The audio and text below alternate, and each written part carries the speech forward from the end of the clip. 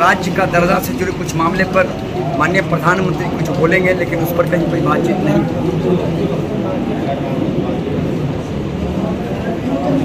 आशा के अनुरूप वहाँ पर जो कुछ भी होना था हुआ, और बाकी जो बिहार के लोगों की आकांक्षा है, जो भी बिहार के लोगों की समस्या है, जो भी उम्मीदें हैं बिहार की जनता का, उसका पूरा ख्याल बिहार की सरकार और बिहार के मुख्यमंत्री जी रखेंगे और समय समय पर उसका हल भी होगा, उसका निदान भी होगा। बिहार की जनता को किसी भी कीमत पर न मुरझाने दिया जाएगा और न उनको नुकसान होने दिया जाएगा। हर हालत में बिहार की जनता का खिदमत करेंगे।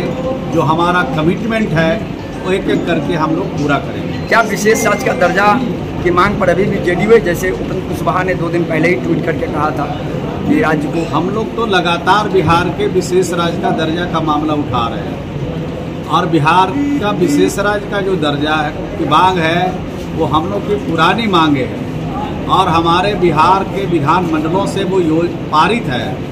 उस पर भारत सरकार से लगातार हम लोग मांग करते रहे हैं और यह एनडीए की सरकार से मांग नहीं उठी है, बल्कि यूपीए की सरकार थी, उस समय ये मांग उठी थी और उस समय से मांग हम लोग करते आ रहे हैं। बिहार को विशेष राज्य का दर्जा मिलता तो उद्योग धंधा को बढ़ाने में, बिहार में बेरोजगार को बढ़ाने में, रोजगार की समस्या हल करने में हम सबको मदद मिलती। तो मैं समझता हूँ कि जो हमारी मांगे हैं इस पर अमल करना चाहिए। सरकार चाहे जिस किसी का भी हो, लेकिन इस पर विचार करना चाहिए ताकि बिहार देश के अन्य राज्यों के विकसित प्रदेशों के श्रेणी में खड़ा करने में विशेष राज्य का जो दर्जा मिल जाएगा तो मील का पत्थर साबित होगा। कर्पूरी उसी मंच से की भारत के प्रधानमंत्री से, भारत के प्रधानमंत्री जी के सामने जननायक कर्पूरी ठाकुर को भारत रत्न देने की मांग उठाई थी, लेकिन ये मांग उससे कवल से ये मांग उठ रही है और इसके कवल से ये मांग इसलिए उठ रहा है कि जननायक कर्पूरी ठाकुर गरीबों के मसीहा थे, झोपड़ी के लाल थे।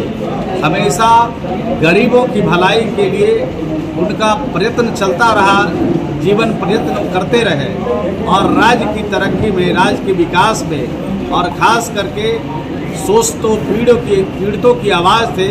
इसलिए उनको भारत रत्न की उपाधि से नवाजा जाना चाहिए। हम भी आपके माध्यम से देश के प्रधानमंत्री जी से मांग करते हैं कि उनको देश रत्न की उपाधि दी जाए। जो अलॉटमेंट मिलना था क्या वो मिल गया? नहीं, भारत सरकार से हमें प्रधानमंत्री आवास में पैसे प्राप्त हो चुके हैं, लेकिन मनरेगा में जो हमारे मजदूरों के वेजेज हैं, दैनिक मजदूरी जो हम लोग देते हैं, मनरेगा में एक दिन काम करने पर 210 रुपये का भुगतान करते हैं, वो भारत सरकार के माध्यम से होता है। उसमें राशि की उपलब्धता नहीं है और भारत सरकार के मंत्री से और भारत सरकार के ग्रामीण विकास मंत्रालय से हमने अनुरोध किया है पत्र लिख करके कि कम से कम जो मजदूरों का दैनिक भुगतान होता है काम करने पर, उस मजदूरी की व्यवस्था सुनिश्चित कराएगी। कब से बाकी है ये? 7 जून से पैसे अभी बाकी है और 7 जून के बाद से मजदूरी में पैसा नहीं है और मटेरियल में भी पैसे नहीं है। तो अनुरोध किया गया है कि मजदूरी का पैसा जल्द से जल्द दिया जाए और मटेरियल का भी पैसा मिल जाए तो और भी मनरेगा का काम करने में हमें सहूलियत होगी और इस राज्य में हम श्रमिकों को काम दे सकेंगे। अभी आप देख रहे हैं कि सुखाड़ की स्थिति भी बन रही है।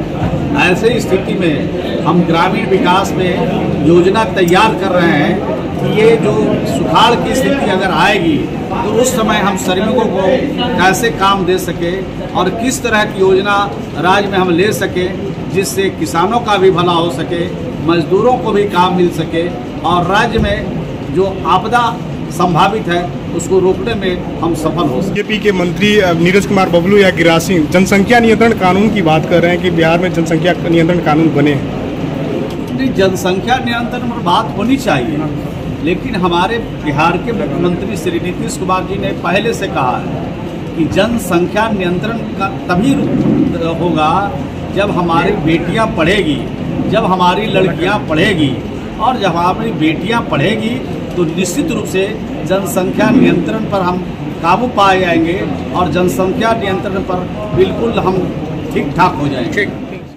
अगर आपको हमारा वीडियो पसंद आया हो तो इसे लाइक करें, सब्सक्राइब करें और साथ ही बेल आइकन दबाना ना भूलें।